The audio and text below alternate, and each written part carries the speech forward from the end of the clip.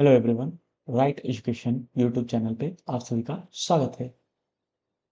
तो आज हम लोग एनसीईआरटी नोट्स सीरीज का नेक्स्ट चैप्टर 5 स्टार्ट करने जा रहे हैं। तो आप सभी से रिक्वेस्ट है कि इस चैनल को लाइक करें, सब्सक्राइब करें और शेयर करें। तो चलिए शुरू करते हैं चैप्टर 5, पौधे एवं जंतुओं का संरक्षण। पहला पॉइंट है, पौधों को भोजन बनाने हेतु CO2 गैस की आवश्यकता होती है। तो पौधे भोजन बनाने के लिए किस गैस की आवश्यकता होती है? तो कार्बन डाइऑक्साइड गैस की। पौधे ऑक्सीजन यानी कि O2 जल से ग्रहण करते हैं। यह इंपॉर्टेंट क्वेश्चन है। पौधे ऑक्सीजन जल से प्राप्त करते हैं। नेक्स्ट पॉइंट है, जिसमें सजीव पाए जाते हैं उसे क्या कहते हैं? तो जैव मंडल कहते हैं। खाल प्राप्त करने हेतु शिकार क्या कहलाता है? तो वह पोचिंग कहलाता है। यहाँ पर मैंने 3 प्रकार के अभ्यारण्यों का उल्लेख किया है: वन्यजीव अभ्यारण्य, राष्ट्रीय उद्यान और जैव मंडल आरक्षित क्षेत्र। तो वन्यजीव अभ्यारण्य किसे कहते हैं? वह क्षेत्र जहाँ जंतु एवं उनके आवास सुरक्षित हैं। वहीं राष्ट्रीय उद्यान वन्य जीव के लिए आरक्षित क्षेत्र जहां वे स्वतंत्र हों। और यहाँ पर ये ध्यान रखिएगा कि ह्यूमंस नहीं जा सकते हैं घूमने फिरने के लिए, कोई भी व्यक्ति यहाँ नहीं जा सकता है। जैव मंडल आरक्षित क्षेत्र वन्य जीवन, पौधे, जंतु तथा आदिवासियों क्षेत्र के लिए विशाल संरक्षण क्षेत्र है, जिसे जैव मंडल आरक्षित क्षेत्र कहते हैं। रेड डाटा बुक ये किस चीज का हिसाब किताब रखता है? तो यह रखता है संकटपन स्पीसीज का रिकॉर्ड रखता है। तो रेड डाटा बुक संकटपन स्पीसीज का रिकॉर्ड रखता है। चैप्टर 5 में बस इतना ही नोट्स इंपॉर्टेंट थे एनसीईआरटी के। अब चलेंगे नेक्स्ट चैप्टर पे। तो नेक्स्ट चैप्टर का नाम है जंतुओं में जनन। पहला टॉपिक है, पौधे की तरह जंतुओं में भी जनन 2 विधियां हैं। पहला है लैंगिक जनन, दूसरा है अलैंगिक जनन। पहला है लैंगिक जनन। पौधे में पुंकेसर और अंडक भाग लेते हैं। भाग कौन कौन लेते हैं? पुष्प, बीज और फल। जंतु में नर और मादा। शुक्राणु तथा अंडाणु एकल कोशिकाएं हैं।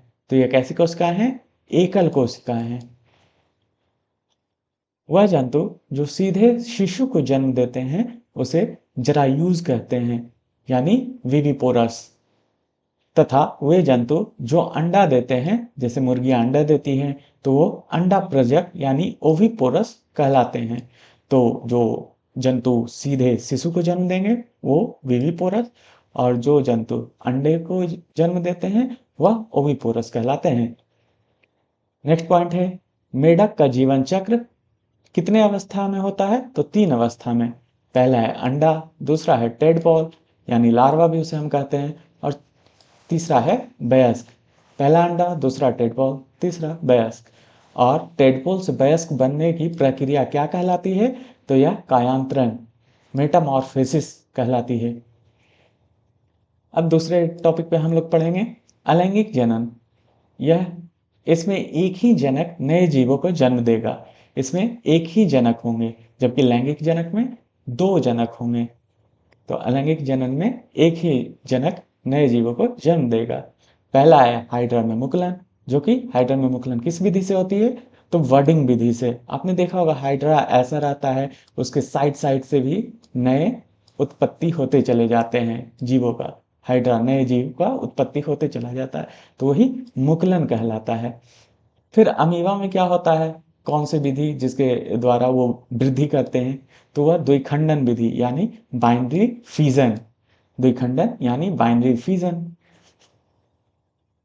अब युगलीना में भी क्या होता है? द्विखंडन होता, और युगलीना एक प्रोटोजोआ है। ये काफी इंपॉर्टेंट क्वेश्चन है जो कि बार बार पूछे जाते हैं आपको एग्जामों में। युगलीना क्या है? तो प्रोटोजोआ है। जीवाणु बैक्टीरिया है, जो कि ये भी द्विविखंडन करते हैं। कवक फंगस ये स्पोर फॉर्मेशन करते हैं। वहीं मधुमक्खी, ततैया, कोमोडो ड्रैगन आदि। किसी समरूप कोशिका या जीव को कृत्रिम रूप से उत्पन्न करने की प्रक्रिया क्या कहलाती है? क्लोनिंग कहलाती है। इसका सर्वप्रथम खोज किसने किया था? तो यान विल्मर्ट ने किया था। यान विल्मर्ट। यह रोजलिन इंस्टीट्यूट में एक प्रोफेसर थे।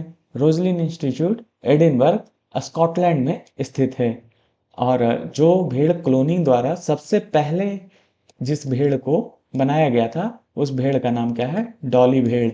और उसे कब बनाया गया था? 5 जुलाई 1996। 5 जुलाई 1996, ये काफी इंपॉर्टेंट डेट है। अब देखिए, हमने चैप्टर 6 भी समाप्त कर लिया। अब चलेंगे आज चैप्टर 7 की ओर। चैप्टर 7 का नाम क्या है? तो किशोरावस्था की ओर। किशोरावस्था कितने से कितने वर्ष के काल को कहते हैं? तो 11 वर्ष से लेकर 18 या 19 वर्ष की अवस्था को किशोरावस्था के काल कहते हैं। और जैसा आप जानते हैं, इसे दहलीज की भी अवस्था कहा जाता है, किशोरावस्था को। लड़कों में जो स्वर यंत्र कंठ के पास दिखाई देता है, वह क्या कहलाता है? तो वह एडम्स एप्पल कहलाता है। एडम्स एप्पल, जो कि कंठ के पास उठा हुआ उभरा हुआ भाग रहता है, वह लड़कों में क्या कहलाता है? Adam's apple. गौण लैंगिक लक्षण, सेकेंडरी सेक्सुअल कैरेक्टर्स, या दाढ़ी मूछ इत्यादि इसमें शामिल होते हैं। ये सब क्या है? गौण लैंगिक लक्षण में शामिल होते हैं। अंतःस्रावी ग्रंथियां हार्मोन रक्त द्वारा प्रवाहित करती है। ये भी काफी अच्छा क्वेश्चन है, क्योंकि अंतःस्रावी ग्रंथियां हार्मोन किसके द्वारा प्रवाहित होती है? तो रक्तों के द्वारा ही, आपके ब्लड से ही यह प्रवाहित होती है, अंतःस्रावी ग्रंथियां हार्मोन। गुणसूत्र, जिसे इंग्लिश में क्रोमोसोम कहते हैं, प्रत्येक कोशिका के केंद्र में उपस्थित होता है। गुणसूत्र कहाँ उपस्थित होता है? तो प्रत्येक कोशिका के केंद्र में। अगला अगला पॉइंट है, मेढक में थायरॉक्सिन के लिए थायराइड ग्रंथि होता है, जो जल में टेडपोल के लिए आयोडीन मुहैया कराता है। तो जल में टेडपोल के लिए आयोडीन मुहैया कराने का कार्य कौन सा करता है? तो वह थायरॉक्सिन। और मेढक में थायराइड ग्लैंड मौजूद होता है। ठीक है, तो हमने इस चैप्टर को भी आज बहुत ही कम समय में कंप्लीट कर लिया। आज हमने कुल 3 चैप्टर कंप्लीट कर लिए हैं। तो अभी तक आप वीडियो में बने हुए हैं, तो चैनल को सब्सक्राइब करें, वीडियो को लाइक करें।